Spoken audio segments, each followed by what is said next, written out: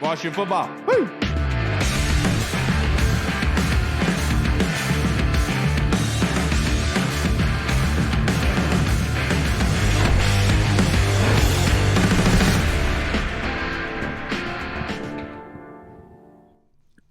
Hello, everybody, and welcome to the Burgundy Zone. I am your host, Kyle, and I am joined by my co-host, Michael Hall.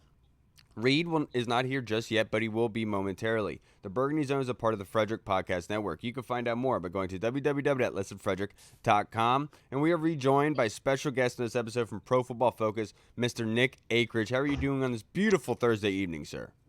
I'm good, man. I don't know about beautiful with the haze in the air and all that sort of stuff, but I'm good other than that. Yeah, I didn't realize that this was actually a thing again. Somebody made a comment, and I was like, wait, what? Is this like the booster shot of wildfires? But we'll need to get into all that, Nick. My question to you, the title of this episode is called Hurry Up and Wait. Right now, we have just found out yesterday the rookies are going to be reporting on July 21st, and then the veterans are going to be reporting a couple days later to training camp. So my first question for you, what is the biggest storyline, maybe a player, anything circling the Commanders that you're most looking forward to come training camp?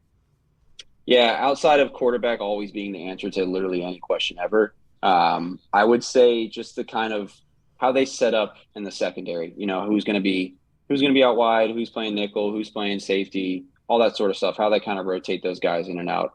I'm really kind of intrigued to see how that all works, where they're putting guys in certain places. It's just kind of. Do you have any inklings on who should be starting where? Because that cornerback room it's crowded. It's a good problem to have, though. It's a really, really good problem to have. Corners are very up and down. They're very volatile. I mean, it's 1 year you can have a career year, and the next year you're just out on the streets. It's one of those positions that is very, very up and down. So the more guys you have there that you can trust is a good thing to have. I think Fuller's safe at his spot. Obviously, Curl can play anywhere. I think you're just going to see a lot of these guys play in so many different positions. And it's something that can really help a defense, kind of confuse offenses more. And that's what I think I'm most excited about, is just kind of seeing all these guys in different positions. Yeah, definitely. Like you said, definitely it's a good problem to have when you have too many cornerbacks in the room. You got to figure out where to put them on the field and how to play them. But another storyline going into camp is going to be the offensive line. Obviously, quarterback and Sam Howell is the big storyline, but I think the offensive line is going to be just as big, because obviously if you go back to last year, they can't pass protect. Sam Howell's going to be probably bad this year. So how do you think the line shakes out, and how do you think they're going to look this season? Again, that's another like position group that you really don't know. They can go a bunch of different ways with how they really kind of want to attack that. You can kind of go young with some of the younger guys like Cosme at guard and Chris Paul at left guard. You can try to go young. You can try to go more with the veteran route. I'm a huge Ricky Stromberg fan. I don't think he's going to start day one, but I can see him being in that center spot later in the year. I know we got Nick Gates now. But I think it's going to be interesting to see where they kind of plug all these guys. Nick, were you confused at all? Because we had talked to Big Doug, who interviewed Jim Nagy, who runs the Senior Bowl, and they said they didn't invite Stromberg because they didn't have a draftable grade on him. Like, that was kind of weird to me. Have you heard anything like that? Unless they were watching the wrong team or the wrong player, I don't know. He's one of the smartest centers I've seen. Like he's not going to be the most athletic center ever. He's got a decent amount of explosion, but super smart guy. Just kind of knows what's happening. A 4-year starter in the SEC. How do you not have a draftable grade on someone like that? Right. Just based on that alone is a draftable grade for me. That's pretty interesting. Yeah, like the Ole Miss guy, Brooks, that we got as an undrafted free agent. He was in rotation at Ole Miss, and he was an undrafted free agent. And this is a 4-year starter at center for Arkansas. I mean, my goodness. Sorry to hijack your question, Hall. But my next question that I have for you, Jahan Dotson was on with a podcast this week, and forgive me for not remembering the name, but he had made the comment that nobody is using his name and talking about a breakout season possible for a second-year player. Talk about Jahan Dotson, and do you think that he is off the mark there? Do you think he's poised for a breakout season? I think he is. Again, it's so tough with wide receivers because it is so dependent on the quarterback. Obviously, if you have a breakout year from Sam Howell, you're going to see guys like McLaurin and Dotson and Samuel have career years. But I was super impressed with Jahan Dotson last year. I completely whiffed on that one. I wasn't a huge fan of the pick when it happened, but I was completely wrong there. happy to admit that. He looked like a stud last year. Even when he kind of came back from injury, it's just really, really impressive high level stuff on the wide receiver, just clearly learning from Terry McLaurin. And it's really, really kind of fun to see, two young stud wide receivers that you already have. I will make the comment that if he had that kind of production with the quarterback play that we had last year, I think that's a pretty good bar looking at this year because the expectations are low in that sense. Yeah, that's fair. Yeah, for sure. And I think if someone put the stat out there, if you put like a 17 game extrapolation without the injuries, I think he would have had like 10 touchdowns, over 1,000 yards. And I forgot how many catches it was. So, 2,000-yard receivers with that low-level quarterback play, all you can do is go up at that point, honestly. But what was going to be my question? So speaking of the wide receivers, Terry McLaurin, Jahan Dotson, those look like the 1 and 2 like offensive weapons for the team. Who do you think is going to be that number 3 guy? You think it's going to be Logan Thomas with the bounce-back year? Do you think finally Antonio Gibson kind of gets used more in the passing game? Or who do you think is going to be that third guy to kind of take the playmaker spot for the number 3 guy? I'm done falling into the Antonio Gibson offseason hype. I've done it the past couple of years of where he's going to be this super gadget that they're going to use all over the field. I won't believe it till I see it anymore. I think I'm really intrigued with what they're going to do with Curtis Samuel. I think he can be that kind of gadget guy. You saw kind of how the Chiefs use essentially like Kadarius Toney last year. Yeah. You can use him in a similar way. He's just got a unique skill set, and you just need to take advantage of that. And I'm excited to see what Bieniemy can do with someone like Curtis Samuel. And it blows my mind a team like New York that is needing wide receiver help on the outside would be so willingly to walk away from a talent like that, and to see the Chiefs just be able to use him and maximize his talent and be productive.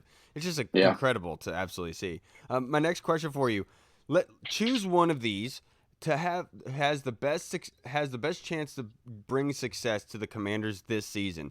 Choose one of these options. Terry McLaurin has a career year, Chase Young has a career year, or Forbes wins Rookie of the Year. Which one of those would mean that Washington's in a better chance of success? See, I want to initially say Chase Young, but I feel like if Terry McLaurin has a career year, that means you found somebody at quarterback. It means you found a guy at quarterback. So I kind of want to go with that.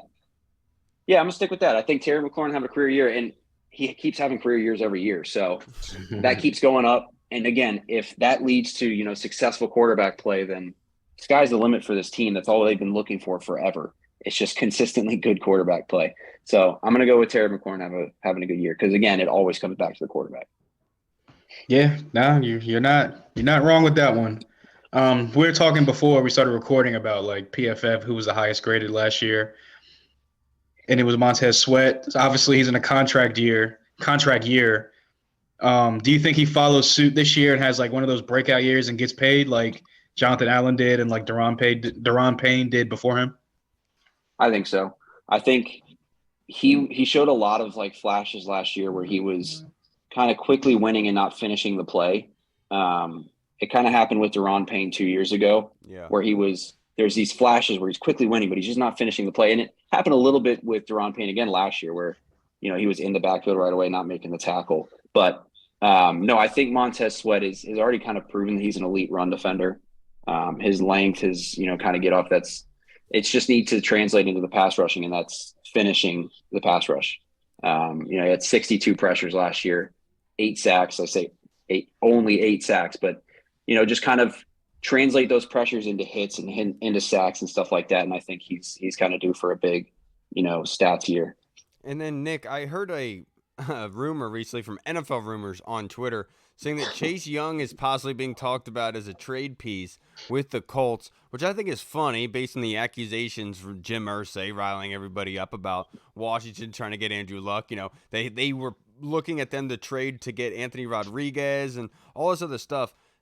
Have you heard anything like that? And do you think that they walk away from Chase Young? Because I honestly, at this point, I don't think it's feasible. I don't think so. I think they've kind of set it up where it's for Chase Young, it's a prove it year. Like, you just got to go out there and prove it. I mean, his rookie season was incredible. If you can kind of get him back to that form, it brings this team, the defensive line, to one of the best in the NFL. It brings this defense to one of the best in the NFL. Just elevates it even more. We were kind of missing that added piece last year where you were kind of rotating guys in and out of his spot. And just someone opposite Montez Sweat, and you have Jonathan Allen, Montez Sweat, Deron Payne, and Chase Young all playing at a high level. It's nearly impossible to block. Like you can't block that. Multiple of them are getting one-on-one opportunities. Right. And that's a great way to succeed. Yeah, and then now we are joined by our next co-host, Mr. Michael Reed. Thank you for joining us, brother. Do you have a question for Mr. Akridge here before we wrap it up? Tried to avoid Nick. I mistimed it, I guess. But, no, Nick, I told you he was ducking me. Yeah, you did call that. Yeah, that's funny. I'm not ducking you. You're the sunshine of my life, dog. No, I've been thinking about this one all day. Nick, how are you? I'm great, man. Just living life, man. Just starting writing some articles for PFF, man. It's awesome. Okay. It's a good life. Yeah. When are those coming out? I got one on Sam Howell already out, and then one on Desmond Ridder. I'm gonna try to turn myself into the quarterback guy over there. You are the quarterback guy. Keep telling yourself that because you're doing a great job. I just need you. We love you. Yeah. I just need you around all day just to kind of keep giving me these compliments. See, I'm not sure if your wife would appreciate that, Nick. Don't do that to her. I'm not gonna that's weird about it. Yeah, that's fine. I need some compliments. See? Yeah. All right, Nick, to wrap this up, I only have a couple more questions for you. But heading into training camp, the big question is the third quarterback on the roster. Who do you think Washington should keep there? Yeah, we kind of mentioned it before recording, but I do like the Demorad guy. Put up insane numbers at Fordham. Just you always need that kind of like developmental late round quarterback, just kind of sitting there. You have your veteran with Jacoby Brissett. You've got Sam Howell. So I think someone like Demore would be a nice option. You just need someone like that, just kind of someone late round pick to kind of maybe develop, and hopefully he doesn't ever play. If you're ever playing a third quarterback, it's never great. No, you're absolutely right. Now, my next question for you, sir. I know you just talked about you got a new article coming out on Sam Howell soon. You just did it on Desmond Ridder. So between Ridder and Howell, who is in a better situation long term? God, this is tough. I love Desmond Ridder.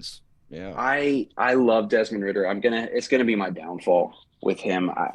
He's such a smart quarterback, but he sometimes can't hit. He just can't hit open receivers, which is a massive problem. But some would say the biggest problem. Some would say the biggest problem, yes. But I'm obsessed with what he can kind of do on the mental side of the game. It's just not something you see from rookie or second year quarterbacks. But I would say Ridder. I know it's going to piss off some folks, but their offensive line is one of the best in the NFL. It's very underrated. Chris Lindstrom is probably one of the best guards in the NFL. No one really talks about him. Their offensive line is very, very good. That kind of sets you up well.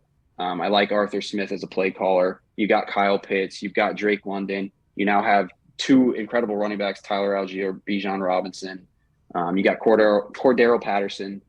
And I might be a Falcons fan all of a sudden. Jesus. Yeah, I was about to read the comments. I think the Washington probably has the better depth at the skill position, but I think the offensive line for Washington is a big question, and that can kind of affect, how Howell performs. But I think the Falcons have more of, the upfront starter guys that you would prefer, especially on the offensive line.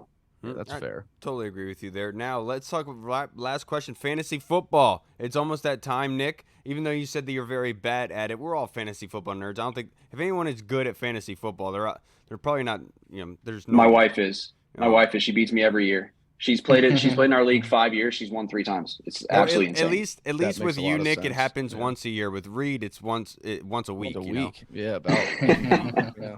You got to slap him up a little bit, man. But what is one player that you are looking forward to as a fantasy football owner that maybe is not a first or second round pick, but you think is going to take a big leap in the NFL this season?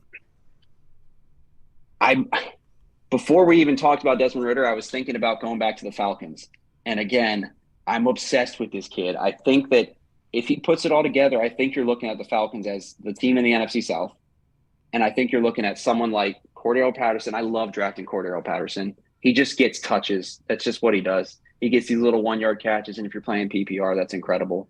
So I always love drafting Cordero Patterson. That's going to be my choice. Always draft CP Flash. Yeah, that is a great one. He was one of the free agents that we were kind of talking about, possibly hypothetically coming here. Nick, I can't thank you enough for joining us. As always, brother, being able to talk about some football while we are hurry up and waiting for training camp to get here. I can't thank you enough, brother. I hope you have a great weekend.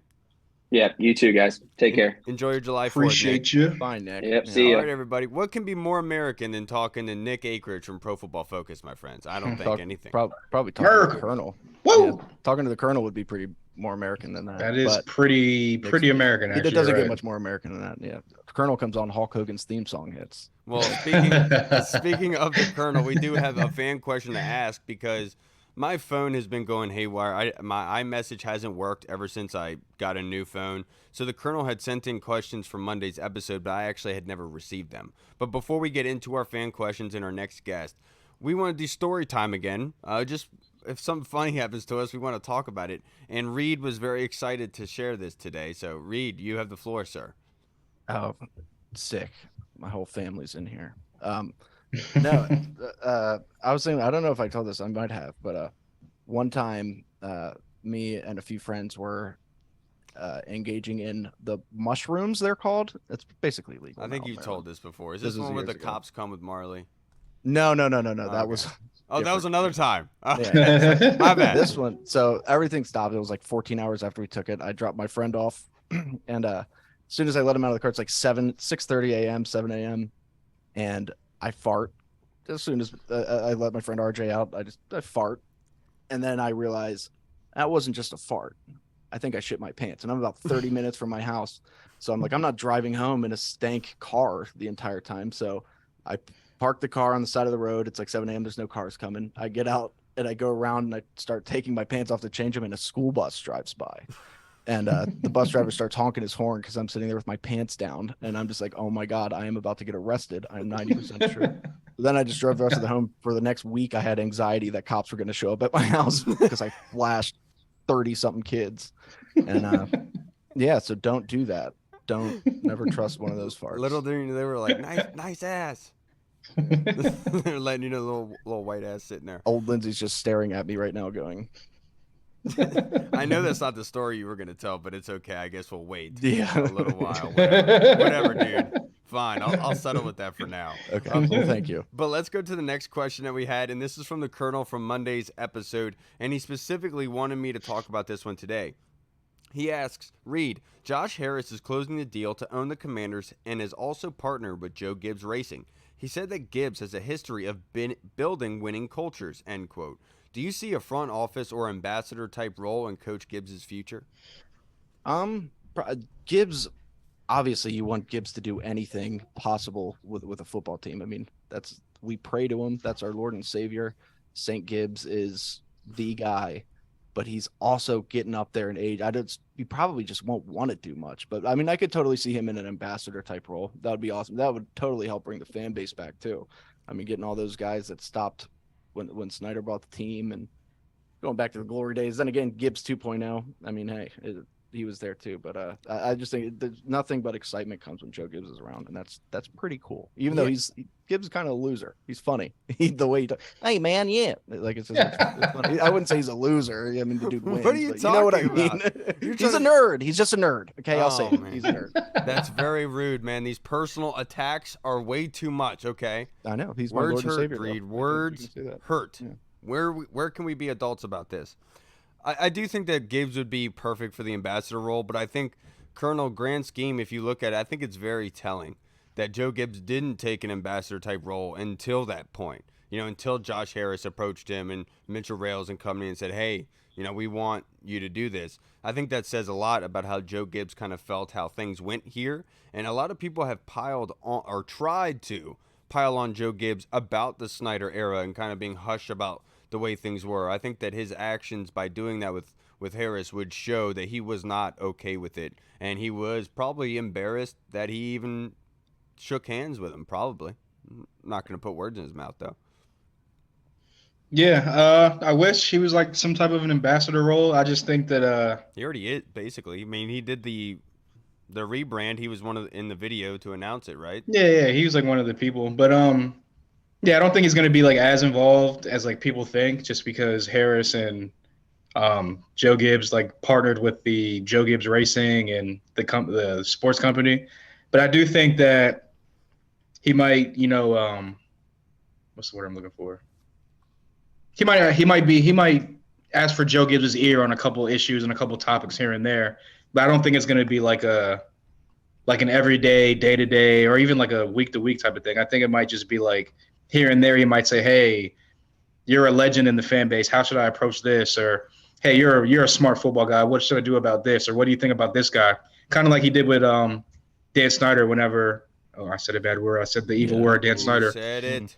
Kind of like when he did with Ron Rivera, he kind of gave Dan Snyder like his blessing as, yes, you should hire Ron Rivera. So I think it'll be like one of those kind of, hey, let me bounce this off you type of things. But I don't think he's going to be as involved as people think because of the whole partnership with Josh Harris now. It's crazy that like Joe Gibbs is like God basically to all of us. Because I mean, in my opinion, greatest coach of all time. I don't care what anybody says. But then there's Dan Snyder, who's literally the devil, and like those two shaking hands. Like it's interesting. Opposites attract. Yeah. Right. Yeah, like me and you. Yin to my yang, you know what I'm saying? Yeah. Now this next question, Hall, from the Colonel. Chocolate vanilla swirl. Just got to keep going. The best. 1 year ago today, we were speculating whether Daron Payne would become franchised or traded after not receiving his fifth-year option. Now that we're saying the same thing about Chase Young following Payne's mammoth contract, what are we going to be saying 1 year from now, Hall? About Chase Young? Yeah. We will be saying that he had a bounce back year. He looks healthier, 2 years removed or a year and a half removed, whatever it might be, from the ACL injury. And we will be talking about him as a franchised player, because I don't think that unless he comes out and goes 15 plus sacks and is in the running for defensive player of the year, I don't think he's going to get that long-term contract just because Montez Sweat has been more consistent, and I think he's poised for a breakout year too. But anything's possible. But I do think that we'll be talking about him as what is he going to do on his franchise tag year and the payday he'll be getting the following year after that. The conversation I think that we'll be having a year from now regarding Chase Young is that he is coming off of the comeback player of the year, and I think that where the big argument it's going to be DeMar Hamlin, no matter what. Oh yeah, that's true. Yeah, it's already been written. Yeah, but in reality, the way that it's supposed to work, right? Yeah. Chase Young wins comeback player of the year, and it brings the question up of how much do you pay Chase Young? Do you pay him like a top 5 talent because it's only 1 year of legit productivity off of an injury? And because of the injury history, it's going to be a big question. How much do you pay Chase Young? Because you see the potential in the 1 year of what's going to happen here. So it's going to be one of those issues where do you franchise him or do you offer him a contract in that sort of sense? And that's why I think it's going to be more so of the franchise type, one more prove it if you can. And I think Chase Young would be fine with that. But I think that question is probably going to happen with Chase Young, where he's going to have a fantastic year. And the question is going to be how much is his production worth in his second contract. Right. So the thing with Chase, if you look at it, like around this time next year, I think that we'll be talking about franchise tagging him, and that's just to get maybe a long-term deal done. Because if he does have a bounce back year, then 2 of the 4 years he was very good. I mean, his rookie year he was fantastic, and then really the only knock against him would be that he had a sophomore slump. Because other than that, he was injured. Right. So you couldn't really take much away from his play. That happens to young players. I mean, they go through slumps. So I would imagine that we would like to get him locked up long-term. I hope so. I love Chase. I hope he bounces back like that, and we have that issue. So I just thought of something because yeah, I was already thinking it, but Reed just said it, and I kind of just clicked in my head. He has to get through this whole year healthy. Yeah, right. No nicks. I mean, I guess you can get nicked up here and there, but if he misses multiple games, I don't even think you can think about giving him a long-term deal because if you go back to his rookie year, he was injured for his groin thing the first half of the year. But when he got healthy that second half of the year, that's how he got defensive rookie of the year. And obviously, the second year, obviously the ACL. Then the whole third year you missed basically because of the ACL. So if you come out and miss a couple games this year, I think that they're going to be looking at it like, I don't want to use the IP word, but I think they may look at it like, can we really give him the long-term deal? Because can we really depend on him to be healthy for multiple years going forward? That would be all 4 years he got hurt. And that's where the Chase Young defenders come in and saying, yes, you could call him all these names to say he hasn't done what he's supposed to do. But the fact is he has dealt with some pretty crazy injuries. I mean, this last knee injury is insane. Yeah, and then the groin before that, he still fought through it, but he has been dealing with injuries ever since he got drafted. So to your point, Hall, we need a healthy season. John Allen in his rookie year, I'll never forget, he was injured, I think, for the second half of the season. Jim Tomsula in that second year was like, yeah, John was great, but he's got to stay healthy. That was the knock on him coming out of college, was his injury. I think he had like a Liz Frank problem or something at Alabama. They were talking about like he had like a shoulder, shoulder problems or issues or something like that. But or somewhere. Obviously, knock on wood, that hasn't come to fruition yet. So they were wrong. Yeah. I still can't believe that he felt that far to this day. Now let's go to our next our questions. This is in the Discord chat server from our guy Tim Towner. If you guys could, real quick, before we read Tim's question, if you could turn down your headset volume just a tad, please, get a little bit of a readback. But Tim's question, Hall, what is your history with gambling? What's your biggest win, biggest loss, craziest bet you've ever made? Known of, in parentheses, known of radio guys having to wear a dress on the plane home from the Super Bowl. So something like that. We've been trying to get something like that implemented in our fantasy football thing for a while now, but no one can ever decide on the punishment. They're trying to tattoo people, and it's like, come on, man. Well, yeah, that's like a little extreme, but that would suck. And trying to say that's a little extreme apparently is an extreme thing to say. I was looking at it like I don't mind it because I'm never going to be getting last place, but like, you know what I'm saying? Like, what if Kyle? That is extreme though. I don't think I want like a little My Pony Glizzy on my body anywhere. Kyle's nice virgin skin. First time he gets tattooed, it's a losing one for That's what it is. That's why you don't want a tattoo. No, but I don't even remember the question. I guess I lost track. What is your history with gambling? My biggest win. I think it's when I first started FanDuel. You know, people always get that beginner's luck when you first start FanDuel. That's how they reel you in. I think I won like $380 off of like a $25 bet. And so that was pretty nice. But biggest loss, I don't really bet big because I don't want to lose a lot of money. So yeah, I just do crazy ass parlays, and hopefully one day I hit the couple $1,000 parlay like I see everyone else do except for me. Yeah, for me, I'm not a big gambler. Grew up just playing poker with my buddies.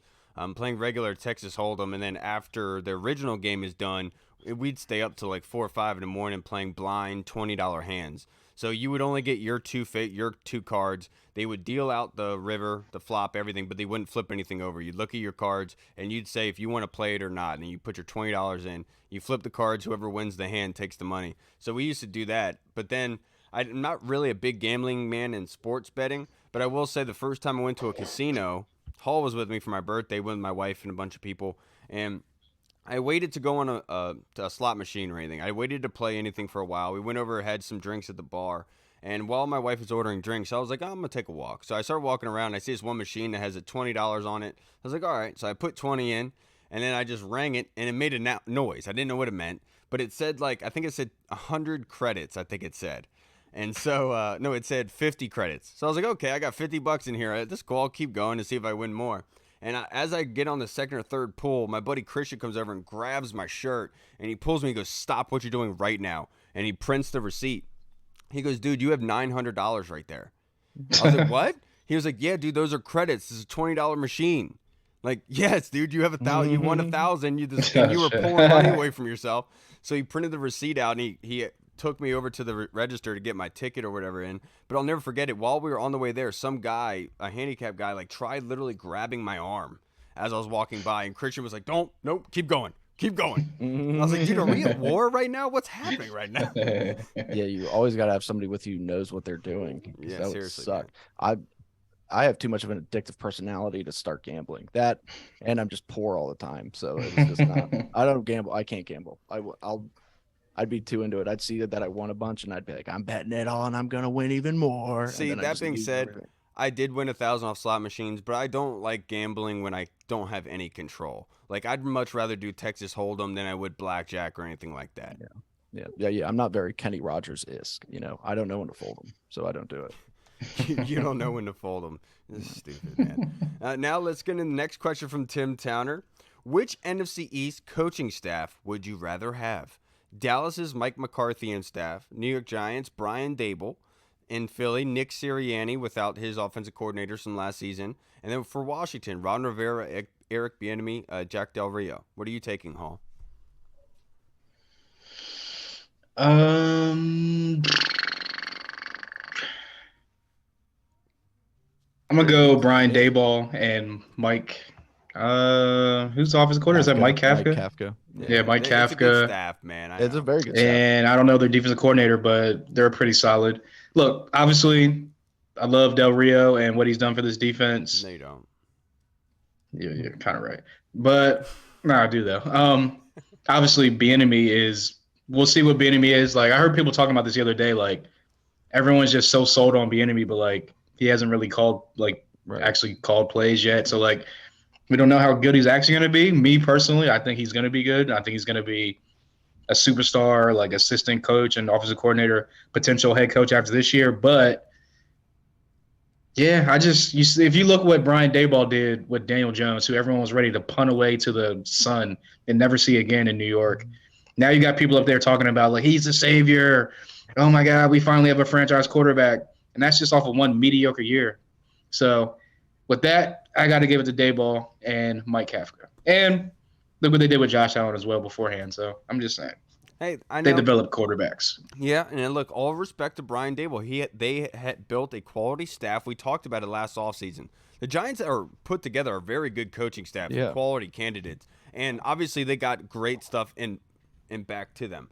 My only point is not only did they get their kind of Mike Kafka in the Commanders, they got one that just came from a championship building team that's been under Andy Reid for 5 years, not including Jack Del Rio, where every defense that he touches turns into a top 5 defense.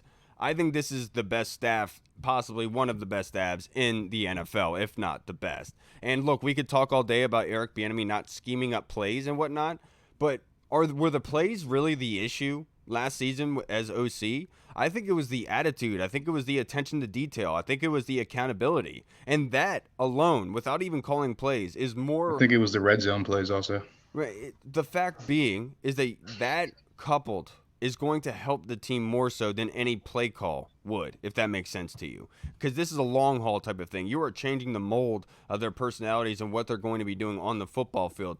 Before, it seemed like it was like a summer camp where the counselor is like on his last job, and he's like, this is my last summer, you guys do what you want. Whereas Eric Bieniemy is the new counselor, it's his first one as director, and he's like, this is what we're doing, blah blah blah. And it's a whole different vibe and situation. So for me, I'm going Commanders easily. The last on that list is Mike McCarthy. The third last on that list is Nick Sirianni. Second is Brian Daboll. Yeah. Mike McCarthy looks too much like Kevin James. Nick Sirianni's too much of a douchebag. He's just such a tool, dude. Him and the Super Bowl flicking people off and stuff, or was it the NFC Championship, whatever it was. It's just such a tool. I do love Daboll. I love the entire staff. I think Kafka's going to be a hell of a head coach too. I think eventually he'll get a chance. He's somebody. Hey, who knows? Maybe. But no, probably not. But one thing about Daboll that I'll say is that he did well with what was given to him, and I think that for Daboll, he might be one of those coaches that has a short, immediate success, but lacks in long term. I would love to see this conversation in 5 years with the Giants. I could see him his personality wise. I could almost maybe see him being like Rex Ryan-ish, where he has success early and then it kind of wears on the team a little bit. Yeah, but I still like the guy. I think he's going to be awesome. Hey, all I'm gonna say is, just like with Jack Del Rio, every defense he goes to is top 5, top whatever. Go back to Alabama. He was the OC there. Mm-hmm. That was a top offense and one of the top offenses in college football. He got the Bills to the top 5 offense consistently every year. Now, Rex Giants Ryan were was a hell of a defensive coordinator top 5 offense because they have no weapons, but they had nobody, and he turned them into a 10-win team basically. Right. That's fair. With nothing. But I mean, look, you're right.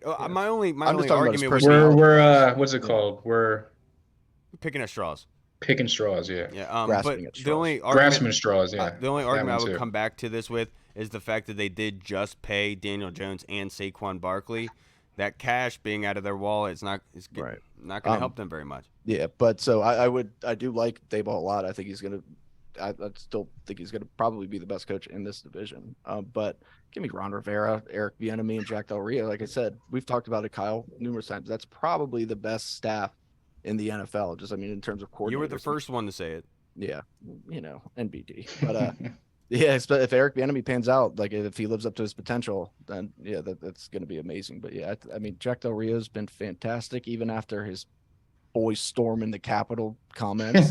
But I love him, yeah, and I love what I'm seeing from Bieniemy so far. Watch, we give it 3 weeks. I'm sure we'll all be like, "What the hell was that, Bieniemy? Where's this new offense we're supposed to see?" It'll be 3 plays. I'm like, fire him. He sucks. Yeah. Yeah, just all it takes is one end around with Logan Thomas. Burgundy rant or whatever will be going ape shit on Twitter. Now, this next question from Tim Towner: which NFC East quarterback would you rather have? Dak Prescott, Daniel Jones, Jalen Hurts, or Sam Howell? That's Jalen. All right, I was gonna say, is there a question? I know Kyle's gonna come up with a different answer, probably. Kyle's gonna say, I think Sam just to zig when everyone else is zagging, but it's Jalen Hurts. Yeah, that's the only right answer. Who are you picking, Reed? Jalen Hurts. That's not even a question right now. He's one of the best quarterbacks in the NFL. He's easily the best quarterback in the NFC, which means he's the best quarterback in our division. And he's still young. Really can't hate the dude. I'm trying. Trust me, I'm trying to hate him. I can't. I'm just waiting for it. Go ahead and say it. Go ahead and say it, Kyle. I'm just waiting for it. Here we go. It's Sam Howell. Yeah, no, you're not a homer though. Not at all. I'm a realist. We should paint you yellow. We need a filter for Burgundy glasses to go over Kyle when he. I am a self-proclaimed. You are. You always say that. Pessimistic optimist. Right. Or no, I'm a self-proclaimed realist optimist. That's what I am. Right. You own it. It's like anytime we're playing the Cowboys or the Cowboys are playing anybody, or it's like Dallas loses by 50. Right. It's just the blood runs strong. No, but I will say this: I have a lot of respect for Dak Prescott and who he was. I liked the pick when they took him in that draft as a mid-rounder. That's like exactly what I wanted Washington to do at that time. And then Jalen Hurts, if you go back in my tweets, you can see he was one of the guys I wanted Washington to target in that draft. And the fact that they got him was good for them, and I thought it was a good situation to go into. But just like with New York, they have to pay Jalen. And so now things might change up a little bit with a different coordinator. Nick Sirianni, he's running out of movies, hype up the team. You know, he's going to need new stuff here, and I'm not sure if Jalen's going to be feeling it all the way. So for me, I'm going to go Sam Howell. I'm going to go long term. I think long term is better for Sam Howell than anybody else. You can try to talk everybody into it. We know you don't believe that. Come on, man. He can't even say it with a straight face. Right. Yeah. Now the next question from Tim Towner: which NFC East tight end group would you rather have? Jake Ferguson from Dallas with Luke Schoonmaker, the Giants with Darren Waller and Daniel Bellinger, the Eagles with Dallas Goedert and Dan Arnold, and Washington with Logan Thomas, John Bates, and Cole Turner. I don't want to say it, but the Giants, without obviously Dan Waller is fantastic, and Daniel Bellinger. He's not bad. I loved him coming out. No, I think he was tearing it up in camp last year. Have you seen him so far this year? How shredded he is, dude. That guy is jacked. But no, he's good for. It's got to be the Giants. Unfortunately, Kyle, I know who you're gonna pick, but I think it's just got to be the Giants. I think as of last year, I would have taken Philly just because of having Dallas Goedert and Zach Ertz and that too. Dan Arnold, you got to trust that Philly's going to have a good backup tight end. They always do. I just realized that Zach Ertz they traded Zach Ertz to Arizona, but then the Eagles signed Arizona's tight end and feel like free agency. Yeah. That's so which is really funny, isn't it?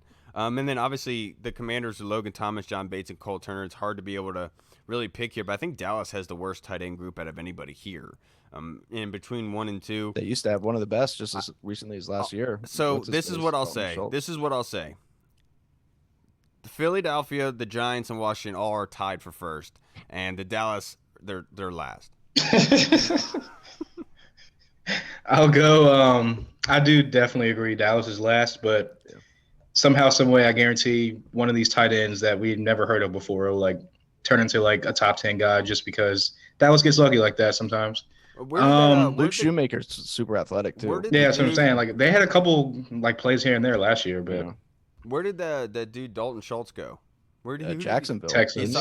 Texans. Yeah. Texans. I knew one of those bum ass franchises. I didn't know which one it was.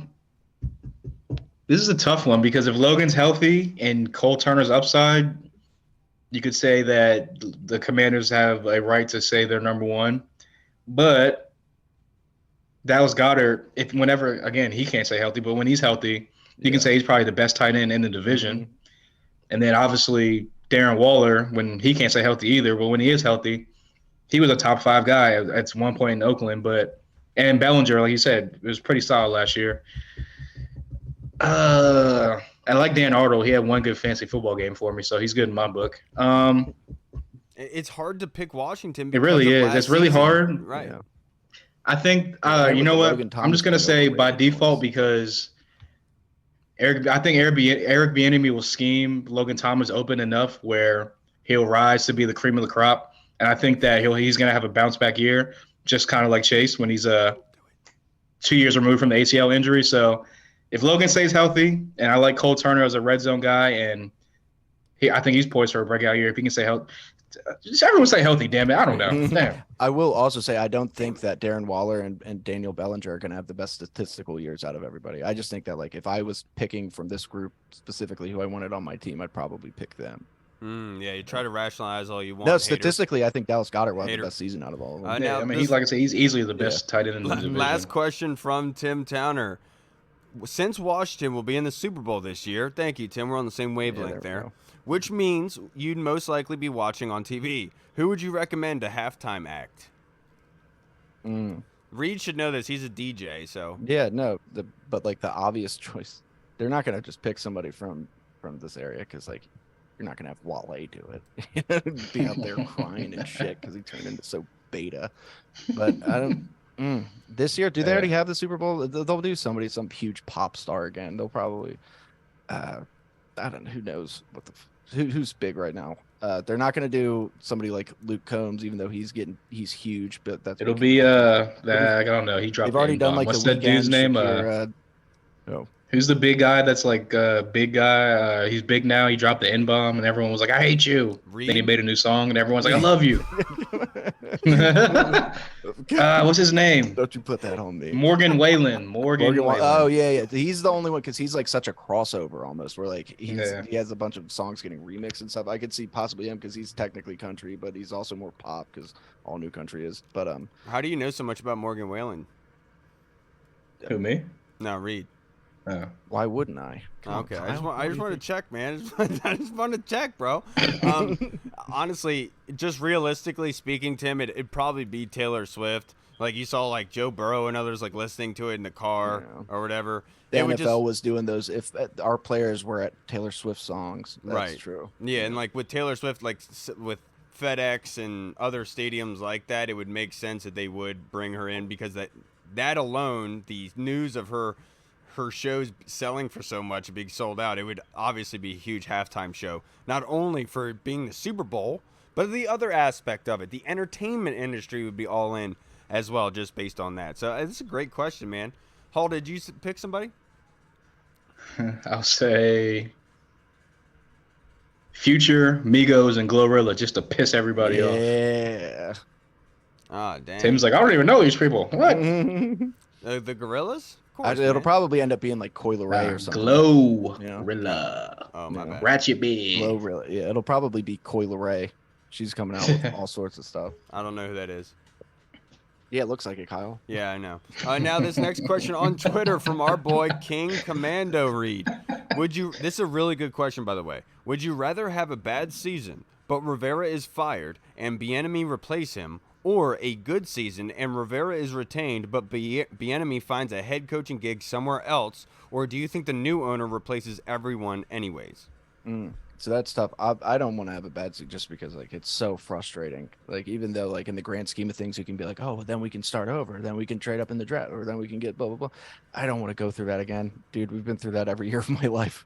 I don't want to go through more losing. And plus, I do like Ron, and I will also say I think that if we do have a losing season, Bieniemy will probably be gone. I'm going to go with, because the Bieniemy thing's an experiment, but I'm going to go with, I just want to win. It's all good. If we retain, I would be happy for Bieniemy if he got a head coaching job. Yeah, that would suck, obviously, but like it would be about time. Like that dude's deserved one for so long. But yeah, obviously I want to retain him, but I just want to win. You know. Yeah, it's hard to say. That is a good question. Obviously, I'd rather go with the good season, obviously, but it would be hard to walk away because it's the same Sean McVay scenario developing, right? And so that's where I think the assistant head coaching kind of thing comes in here. Bieniemy talked about, accepting the challenge, embracing the challenge when he came here. And I think winning in Washington is a challenge in itself.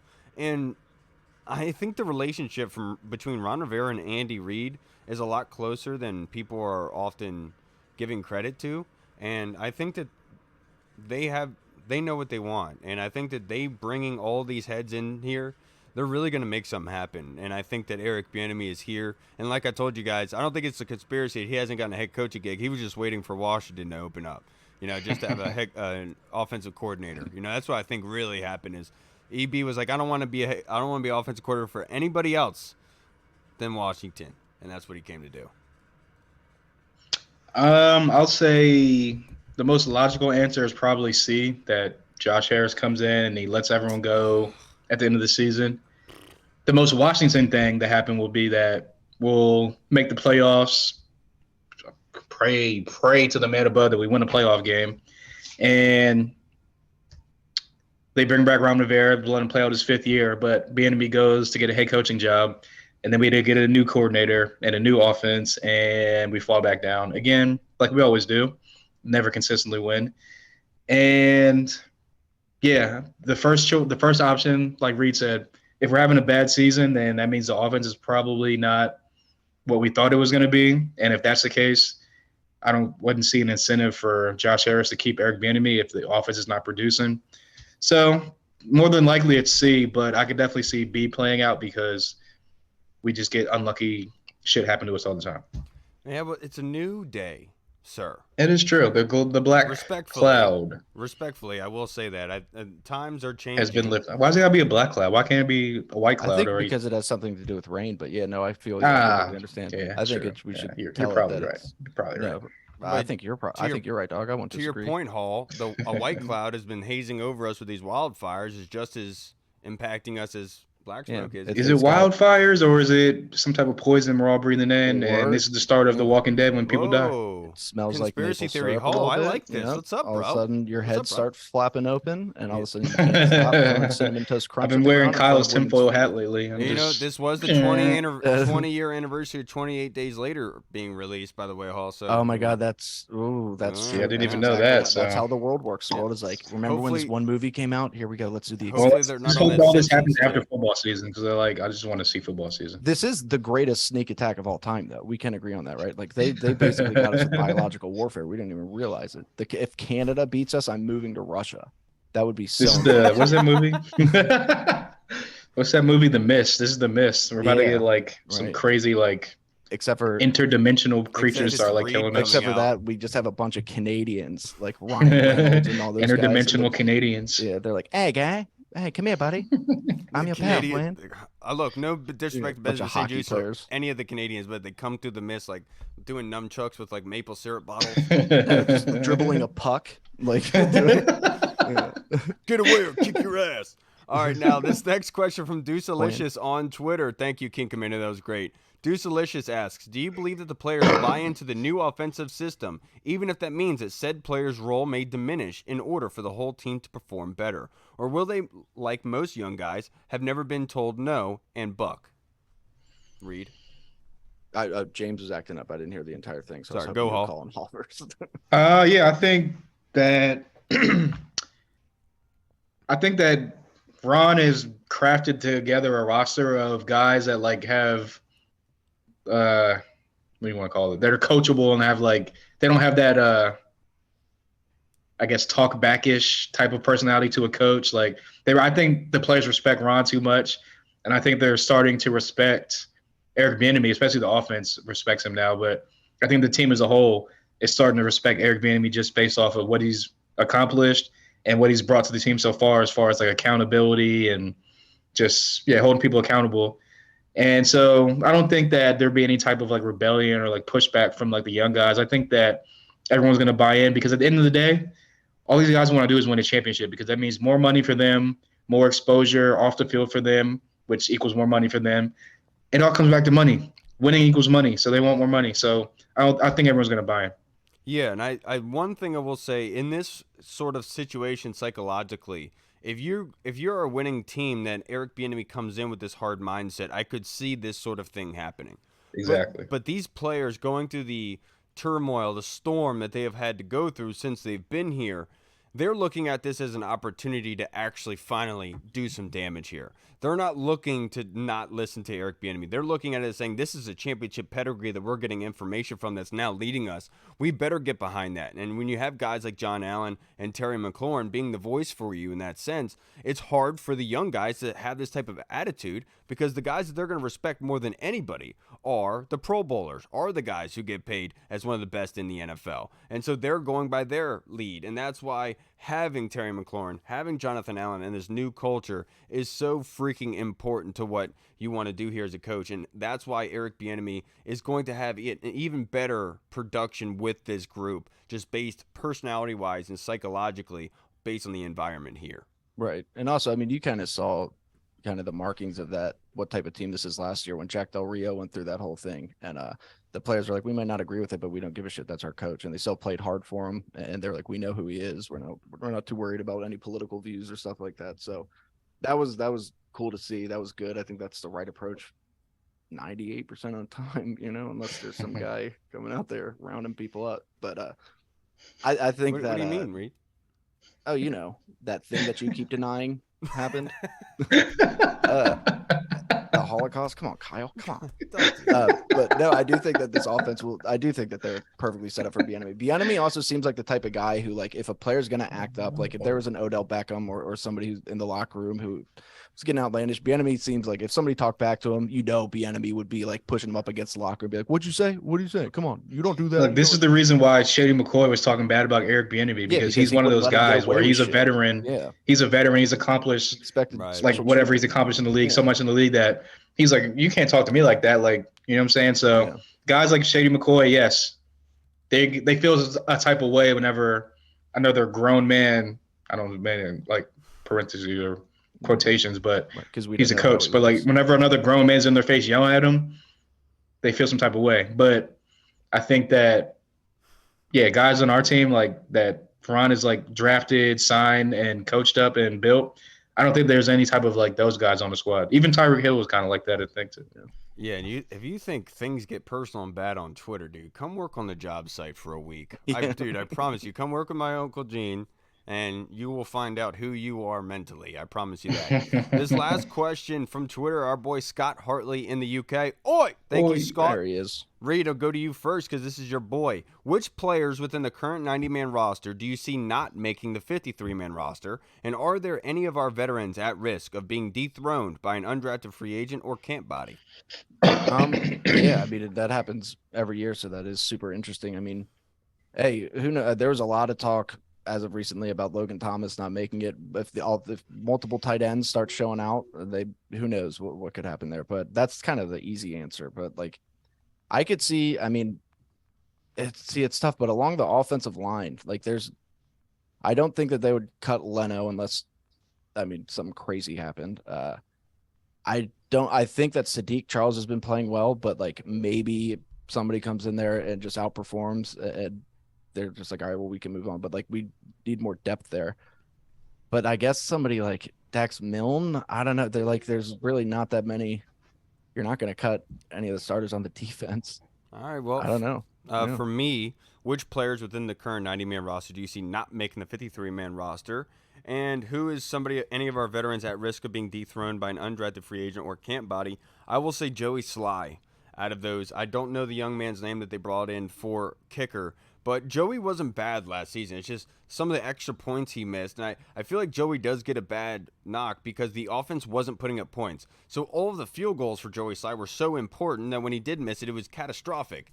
And hopefully with Eric Bieniemy, that's not as big of a concern anymore. But that being said, you always want to bring in competition. And this team, I feel like, is so well built to the point it's hard to say this because you don't want to say Kendall. You know, Kendall had the pick 6 against the Cowboys. He's been very consistent for us on the outside, and he's playing good football. But so if I'm going to go anywhere, I'll say Joey Sly, probably the most likely, just based on the situation here.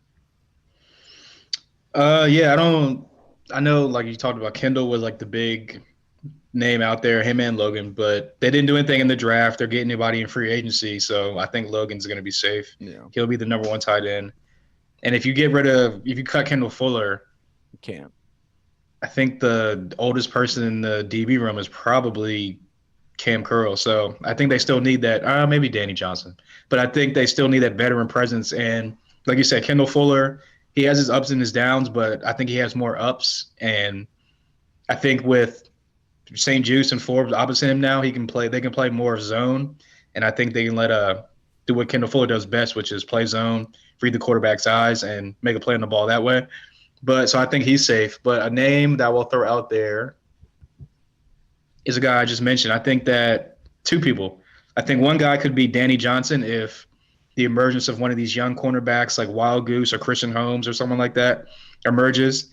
I think that Danny Johnson could be a guy that they may be cut and then bring back to the practice squad just because that's been his career pretty much up and down on the team and practice squad.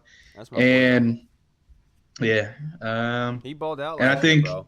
Yeah, no, he did. That's what I'm saying. But, like, you know how it is. Younger guys come up. I know. And another guy is, I think, Sadiq Charles. They're going to give him every opportunity to win that left guard spot, but he's also been a guy that when he's on the field or on the practice field, he gets nicked up, he gets injured, and can't consistently stay on the field. So I think that if he's not performing like they want him to, given every opportunity to, or if he gets nicked up in camp and can't really practice or get the reps that he needs, I think that he could be a possible cut, and they bring in like a veteran type guy, and it'll be Chris Paul's job to lose at that point. So those are two names out there. All right, now let's wrap this up with our actual story time. All right, so I'll tell you my story from today because I'm not chained up over here like Reed.